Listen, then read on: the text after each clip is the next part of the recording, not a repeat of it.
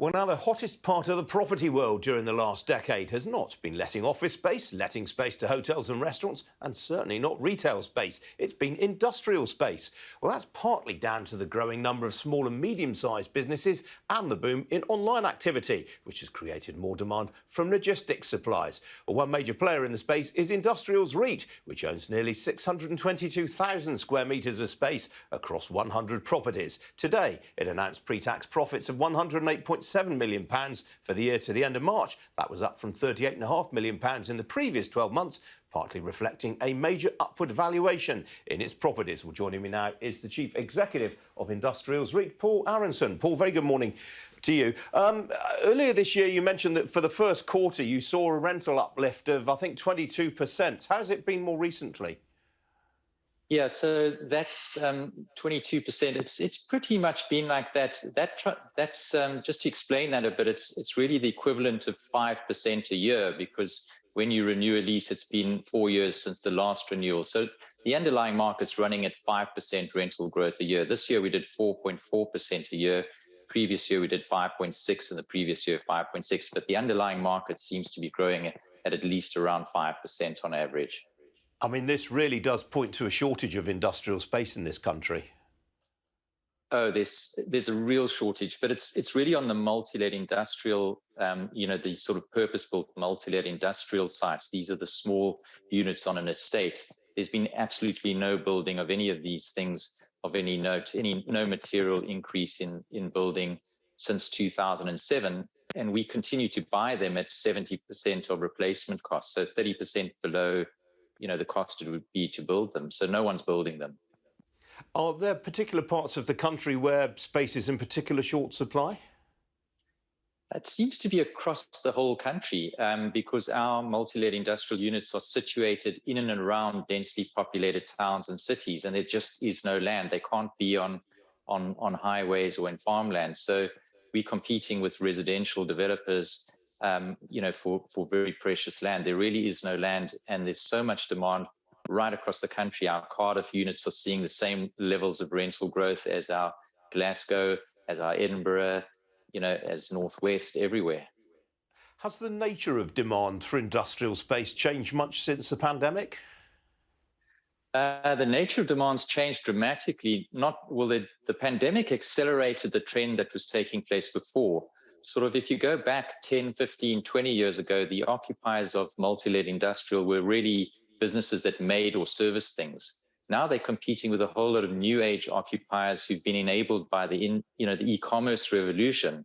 So there are all sorts of businesses that have moved from retail to multi-let industrial, and they've come in. And when the pandemic occurred, there were even more and more of these businesses that needed an online solution. And as soon as you develop an online solution for selling your products, accessing your customers, you realize you don't need to be on the high street. You can now be in an industrial estate, and you can trade just as well, but at a fraction of the cost. The cost of occupying a multi-let industrial estate is really sort of less than £6 a square foot is our average rent per annum. So just to put that in context, a business turning over a few £1 million is paying at £6 per square foot. They're getting 3,500 square foot, which is £20,000 a year in rent, which breaks back to £1,600 a month for a business that's got 5 or 10 employees turning over many millions. It's really nothing. And we estimate it's 1 to 3% of their turnover. And to give it more perspective, not one of the employees working in that unit will be earning less than the annual rent. That's really interesting. I mean, and I'm asking you to generalise massively here, Paul, but what's the sort of typical profile of some of the tenants that you've been taking on?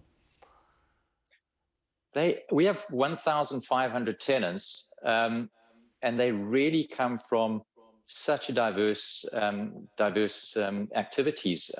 You can get a specialist dog food producer, you can get a music studio, you can get a rock climbing frame, you can get a trampolining center, you can get a music shop that used to be on the high street now selling to the whole country. It's got a whole a craft brewer, coffee roasters, last mile sort of grocery people who are delivering. It's just endless, and we're astounded every month by the number of new people who are coming along. I mean, this And is they're all quite a... competing with the traditional occupier base who were manufacturers, and they're also going through a bit of a renaissance with onshoring and businesses having to keep more stock. So you've got a perfect storm of demand and absolutely no new supply. Paul, I think what you've said, I mean, it's a fairly rosy outlook you've painted here. It will come as a surprise to people who are being assailed with daily headlines about the cost of living crisis. But I just wonder what sort of threat is posed to all this by the rising interest rate environment?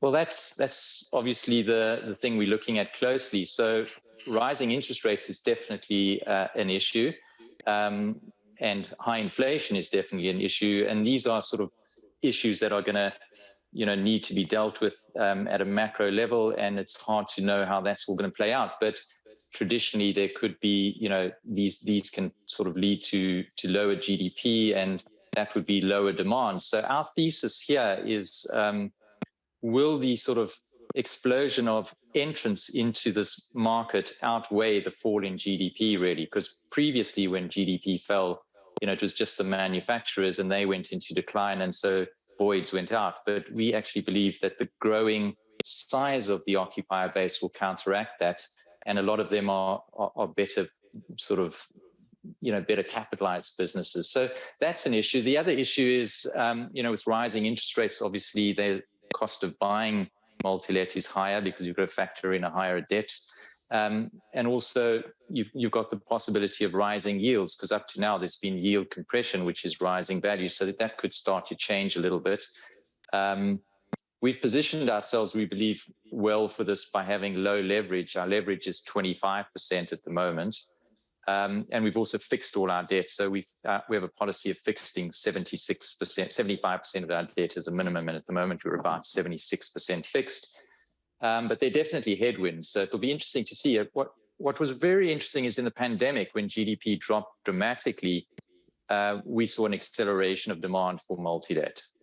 So it's just about the particulars of the sector. All right, Paul, it's great to talk to you this morning. Do appreciate it. Thank you very much. Thank you.